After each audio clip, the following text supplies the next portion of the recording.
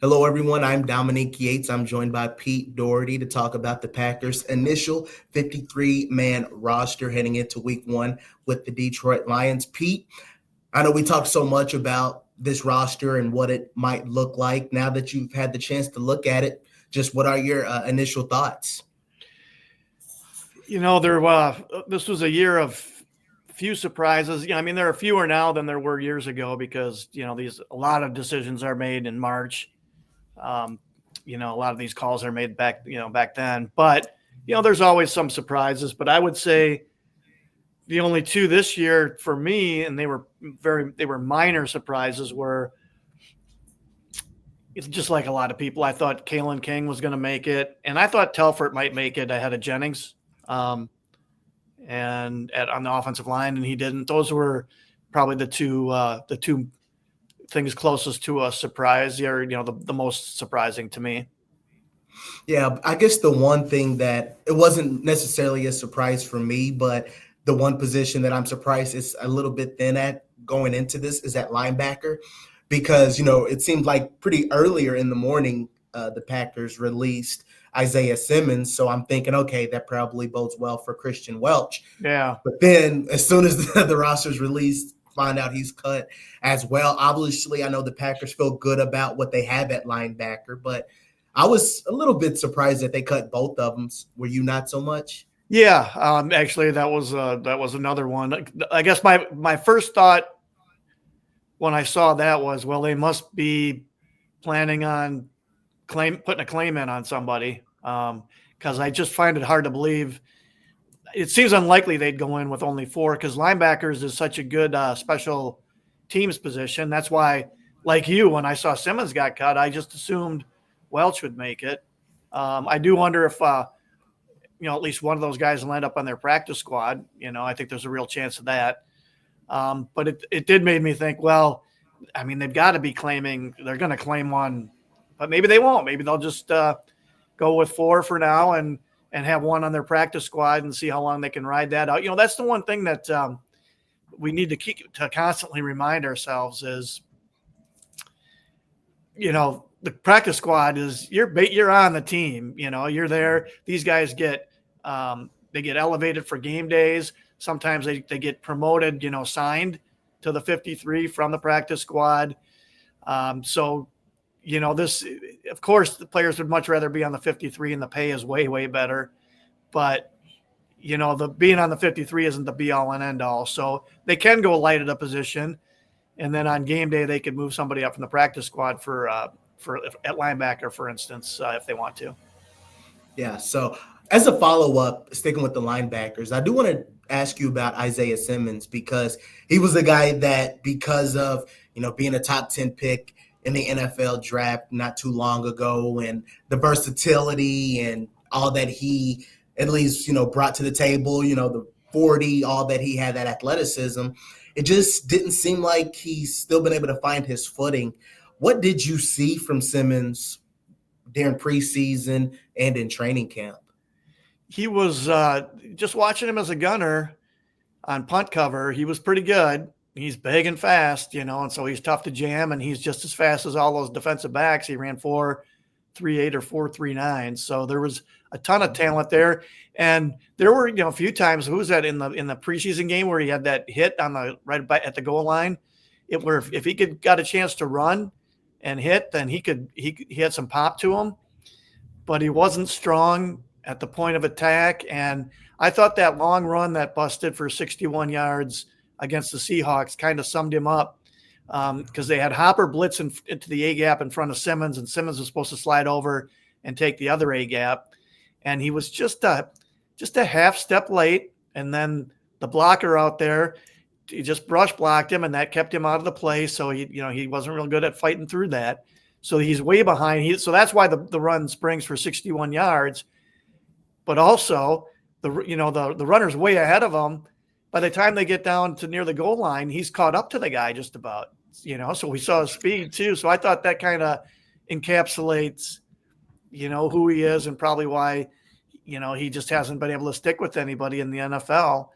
There's a lot of talent there, but he he's not physical enough to be a linebacker, and I'm probably not nimble enough, and what you would need for a safety. Yeah, so that's been the biggest thing for him. He's tried a little bit of everything: DN, linebacker, safety. He's tried it all, but he just hasn't been able to find that position where he can thrive, if you will, and really just use that athleticism that he has. As far as with a wide receiver, the one veteran guy, Mecole Hardman. In the offseason, the Packers signed 2 veteran guys with Simmons and Hardman, and neither of those guys made the 53-man roster. And it seems like they had more confidence in Malik Keith and what he's accomplished, not only in his time in Green Bay, but in camp. What were your thoughts when you saw how that played out? Yeah, Hardman Hardman needed to do something eye-catching in the return game, and he never did in the preseason games. He made a couple plays in practice, but there were a couple throws too where, Gutekunst likes taller receivers with big catch radiuses for a reason, and Hardman is very much on the small side for a receiver for the Packers, and he had the small catch radius, and I think we saw that on a handful of plays in camp also. So he just didn't do enough to stand out, and Heath has this big physical body. He's strong going over the middle, and he blocks. He's a good blocker, a physical blocker, and he can do other special teams. Hardman was return guy only. Heath can do all the cover stuff and a lot of the blocking stuff on punts and kicks. So that was not a surprise. I would have, when I was doing my own kind of internal cut down, that's the way that I had it going. Sticking with the offense and looking at quarterbacks, let's say, Pete, if you were in the front office, would you, as far as looking for that practice squad spot, would you go Elgersma, Clifford, or would you explore the open market and see if maybe there's something else out there? Yeah, it would be either Elgersma or the open market. I think a lot of people would agree with this, that they've seen Clifford's ceiling. So in Elgersma's, he's 6'5", 220, I think, or somewhere in that range. So he's, that's basically prototypical size, and he's got plenty strong NFL. He's got a nice NFL arm, and he did improve a lot in 5 weeks of camp. So, I would definitely go with him over Clifford. I don't know if there's anybody out there who got cut who has any more potential than he does, although it would be a big worry to go into a game where if Love couldn't play, so then you have Malik Willis as your starter, to have Elgersma as, one injury away from playing would really be scary. And I don't know if they could sign somebody off the street like that week to help with that, to their practice squad and then elevate game day instead of Elgersma. I don't know if they could, if they'd be able to do that or not, but that would be really frightening to have him have to play or even finish out a game for you. But as far as, who's got a chance to be the better player, down the road later this season, next year, especially, the next couple of years down the road, then, Elgersma's he just has more NFL tools than Clifford does. I definitely would agree, because even from the second preseason game to the third one, you could even see some of the improvements and some of the freestyle plays he made, just, getting rid of the ball, avoiding sacks. It was impressive. Saw some of the running ability that he has as well. So it would be interesting to watch this guy, but there's no question about it. He has a long ways to go. So you better hope not only Jordan Love is healthy, but Malik Willis is healthy as well as a backup.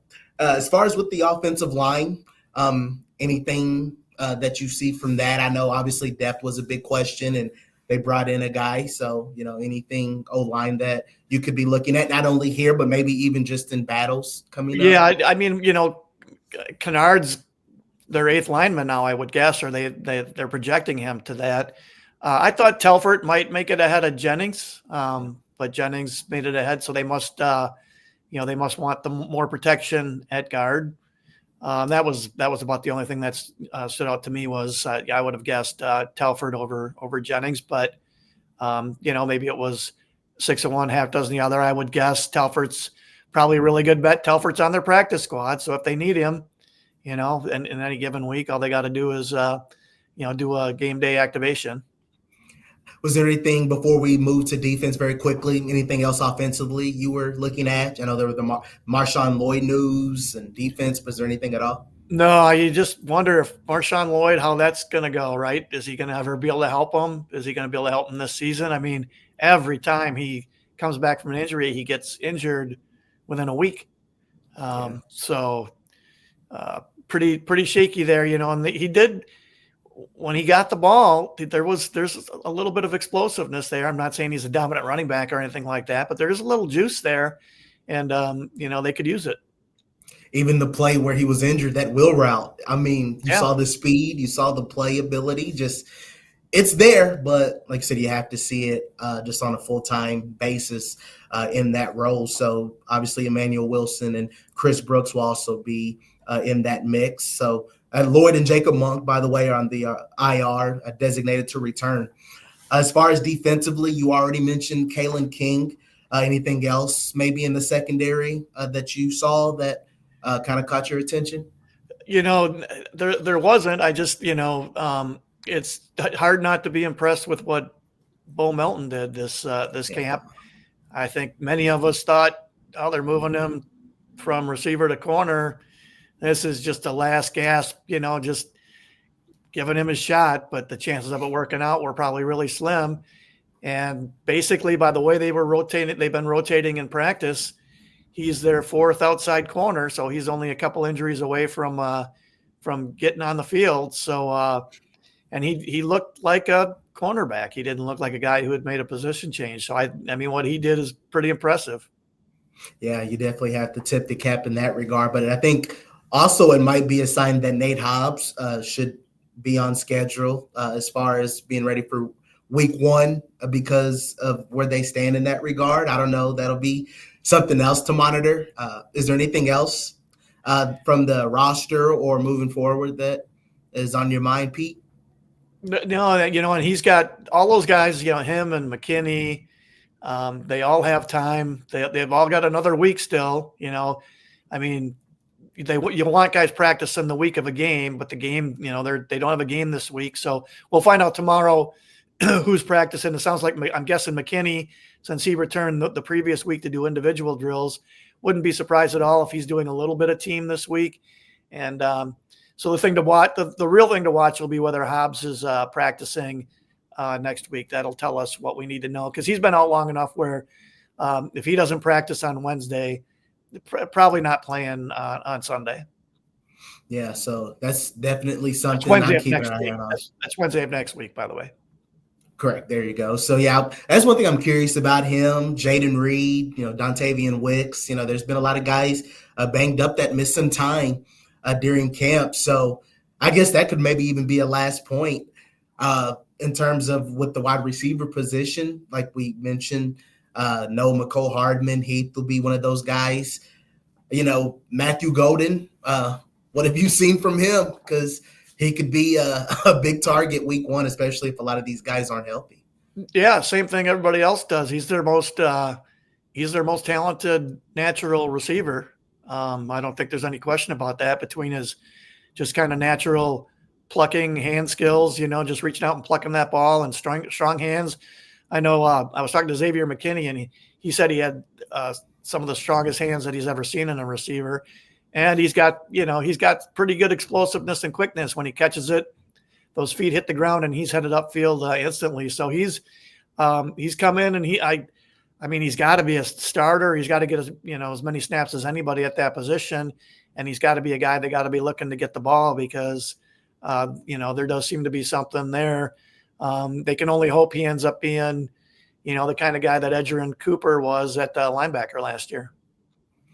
Yeah, so it's going to be interesting to see what happens over the next few weeks before September 7th. It'll be here before you know it, Pete. That's all I got. I really do appreciate it. In closing, we mentioned the injured reserve designated to return. Also wanted to mention, as far as the PUP list, Christian Watson, Colin Oliver, and John Williams are on that list. So those guys, we'll monitor and see what happens over the next few weeks for them before you kind of get deeper into the regular season. But we thank you all for checking this out for all of the 53-man roster news from the Packers, and we'll keep you updated on practice squad and other news for the next few weeks. So for Pete Dougherty, I'm Dominique Yates.